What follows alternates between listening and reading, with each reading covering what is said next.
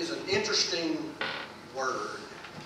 As Tina and I were talking the other day, and what we want to do the next couple of weeks, and I'll share more with you how we come up with this idea. Two or three people suggested some things, and hey, I'm open to suggestions. You know, hopefully people realize that. But you know, we're going to talk about worship next couple of weeks, and I think with Gary Griffin being here in the gospel bluegrass, that's another type of worship. It's another form of worship. But it is an interesting word. As a noun, it's reverent honor for someone or something sacred. As a verb, and as I thought about this, I had to really separate noun and verb, and I know what they are, and but they really blend together. In the verb sense, it's more to feel an adoring reverence for someone or something considered sacred. And I looked at the synonyms. Gosh, I remember all that stuff from school. Synonyms. That means something similar. Is that right? Is that right, Miss Hayes? Synonym. Homonyms, it means it sounds alike. Yes. Antonyms, opposite. Ah, yeah, okay. Synonyms. Revere. Adore. Glorify. Homage. Veneration. Adulate. Idolize. Are words that are very similar. You know, in our time and culture, worship can be different, or it has become on different connotations. People, places, things. I remember last year, after Angela and I come out from a trip out west, and we, you know, and someplace we had went, we were in Maui. I'll tell you where we were at. I remember walking out, saw a big sign on a lump of ground. It said, a little mound there said, "This is sacred." I said, okay, I respect that. I'm not going to get up and tromp all on it or anything like that. It's crazy. I wouldn't go with somebody consider sacred. And, you know, some trees and rocks and all that kind of stuff are considered sacred, and people worship. People worship those things. But for us, references in the Bible are generally toward Yahweh or God, Jehovah. You're going to hear me use those interchangeably. Hopefully you know they are interchangeable. We get into the New Testament, even worship of Christ. Then there's false gods. Not to worship false gods. Idols. Kings. Antichrist. Read Revelation 13 and you got a whole bunch of words worship in there. It's found a whole do not worship. You find it a whole lot. You know, this week and the next week we will be exploring the history of worship. Hopefully I can do it in 2 weeks. It's going to be a lot, but we'll see where we can get in 2 weeks. We may pick it back up again. Who knows? You know, worship is found 181 times in the Bible. That's the New American Standard Translation. It might be more or less in other translations, but 181 times. 118 in the Old Testament. Of course, it's a longer book. 63 in the New Testament. Now, this is what I found surprising to me. Do you know what book in the Bible had the word worship in it the most times? Anybody want to take a guess? The book of Revelation. I would have thought Psalms also, Fern. But the book of Revelation had worship in it. Now, sometimes don't worship, you know, worship the Lamb. Don't worship the Antichrist. So, you know, worship this, but don't worship that. But 22 times out of 181 is found in the book of Revelation. Looking at these 181 instances, it is obvious from a biblical perspective that only Yahweh is worthy of worship. There's also strong language or strong warnings, again, in the New Testament also, not to worship idols or false gods. One example of this is found in Deuteronomy 6, 13 through 14. You shall fear the Lord your God, and you shall worship Him, and swear by His name. You shall not follow the gods of the people who surround you. You find in that part of the Old Testament, beginning of the Old Testament, you find that throughout. Worship God, don't worship idols. Worship God, worship Yahweh, worship Jehovah. Do not worship idols.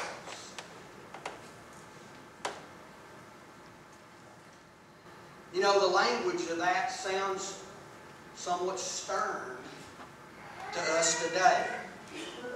But I want you to think about it. The people had actually seen God in fire and smoke as He led them through the wilderness. They had actually seen Him in that form, in that manifestation. And they had seen the Red Sea parted, saw miracles of manna and water from the rocks and all those things. My goodness, if you had saw that, wouldn't you be wanting to worship God? Maybe more if you hadn't seen those things. I mean, I'm just putting myself in their situation. Israel was keenly aware of what God had done for them. Again, primarily bringing them out of Egyptian bondage. That's the reason you hear, as you go later on in the Old Testament, that's the reason you hear in the Psalms especially, a strong desire. A strong desire. I want you to get desire to worship Yahweh. Psalm 95:6 is a good example. Come, let us worship and bow down. Let us kneel before the God, our Maker. That's a song, isn't it, Tina? Do we know that? We'll learn it, won't we? I love it.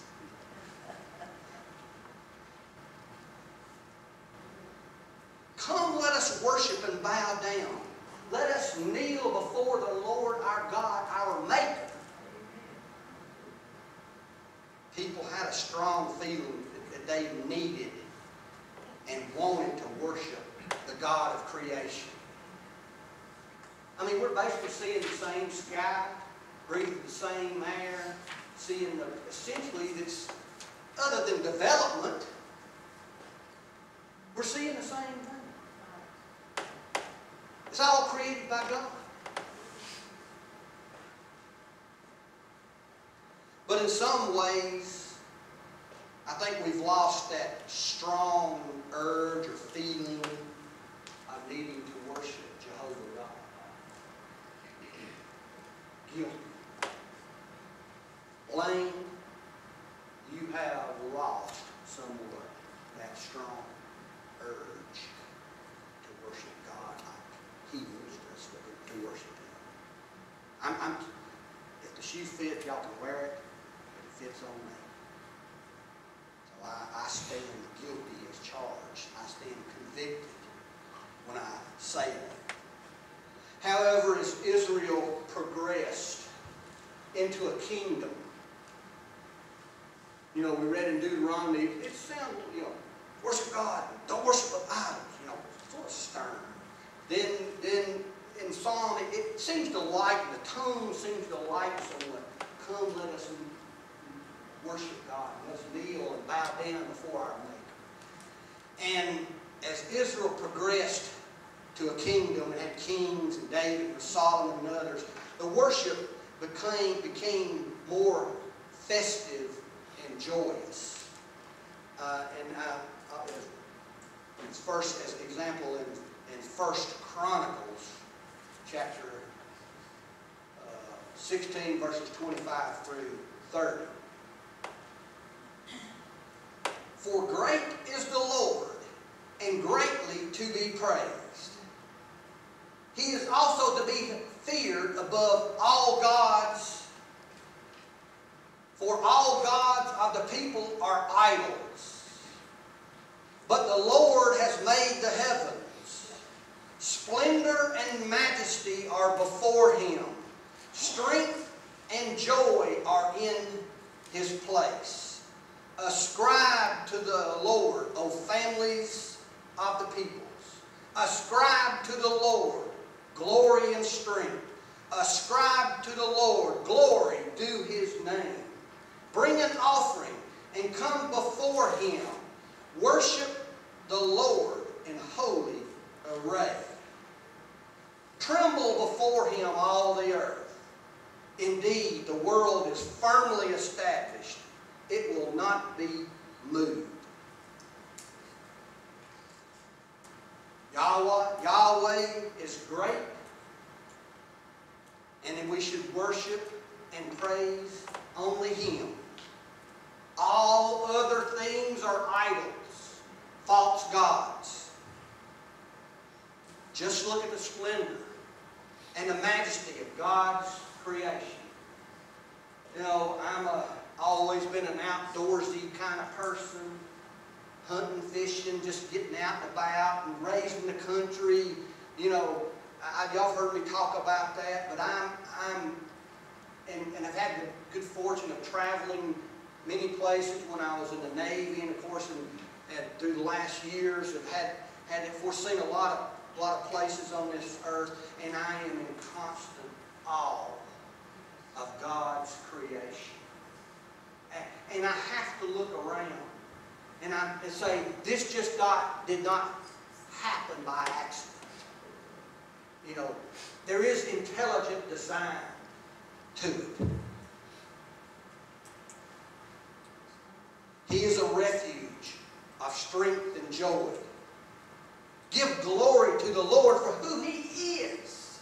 He is God. He is the great and mighty God, the creator of the universe, creator of all things. We need to acknowledge what worship does, is acknowledging that fact. Come to Him and worship Him with holy array. That don't mean you got to wear a coat and tie. That don't mean you got to wear the robe. This robe is hot. This robe is hot. We're going to talk about more of the traditions of this probably next week, maybe a little bit this week. But I think it can be physical appearance. Or I guess it means, in some ways, you can say look your best before God. But also, I think more important is your mental state should be at its best when you come before God to worship Him. Be in the correct mental state of who God is, and you're wanting to worship Him. What God has established will not be moved. Mankind, history, and throughout the centuries, ebbs and flows, things change, and all this kind of stuff. But it will not be moved. Worship God with all your being. Now I want to jump ahead about 1,300 years to get to the style of worship that we have today. And I'll probably talk about this more next week.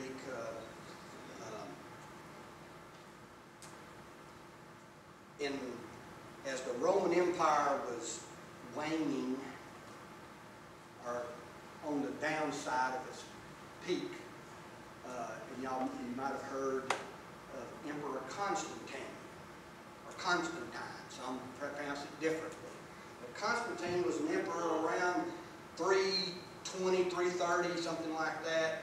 And he was faced with like it was a battle.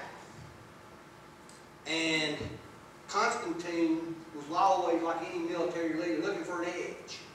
And I can't remember exactly how it goes, but essentially what happened, you know, Christianity by that time had been around 350, nearly 400 years.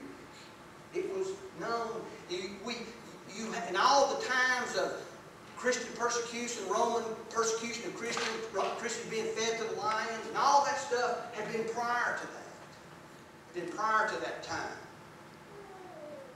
But Constantine looks up in the sky and sees what looked like a cross. And, you know, of course, historical records vary, and Constantine was something like, if you give me the victory, I'll serve you, or something of that effect. Again, I should have looked that back up, but that's essentially what happened. Anyway, the result was Constantine won the victory.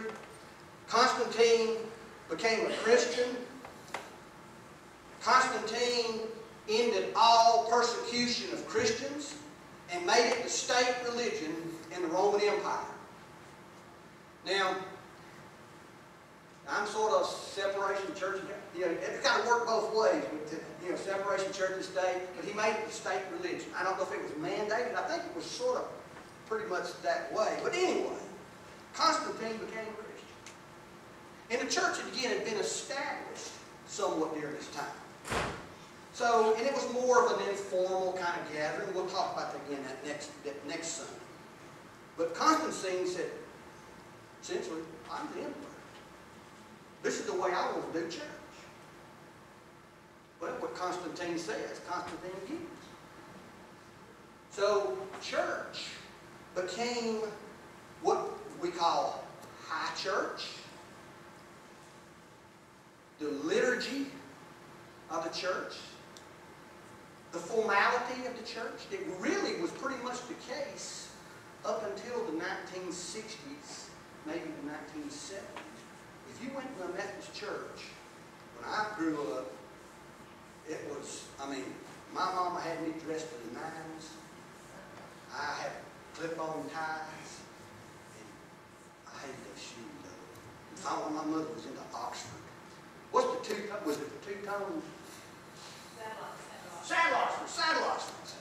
You know, they were sort of, I guess, sort of snappy, but I don't know. Mama had me in saddle Oxfords and clip-on ties, and that's just the way we did it. You know, it didn't. It's not right or wrong, but it was a lot of standing up, sitting down, responsive reading, and it has its place. It has its place. I had a couple of comments from people who said, you know, it'd be good to have a responsive reading. I said, yeah, it's good. I remember, it's good. It's reciting psalms, basically. Scripture. I remember that. Then at the annual conference, you have the procession. You know, Larry Beck's been there. He's seen that. Larry McCall saw it. The bishop comes walking in with his robe and all this. He's got a lot of stuff on his robe. You know, signs and all this kind of stuff. And Charm made a comment, something that, you know, that was really neat. I like that. Of course, she grew up in that tradition too, in the Episcopal Church. And so I said, between what Gene Beckett told me, and then I said, you know, maybe we need to do some traditional type of worship. There's nothing wrong with it. There's nothing wrong with it. Tina and I got to talking and what have you, so this is where we're at. But going back to Constantine, the rituals, I lost it, sorry, I didn't know that. They started doing church like the royal court was, like the palace protocol. When Constantine came in and the people come along, I don't know if they blow in the trumpet, I don't know what they did, but it became more formal. And that's how the church was, again, until probably the 1970s. We'll do this a few times a year. It allows everyone to participate in worship with responsive readings and prayers as we explore the history of worship.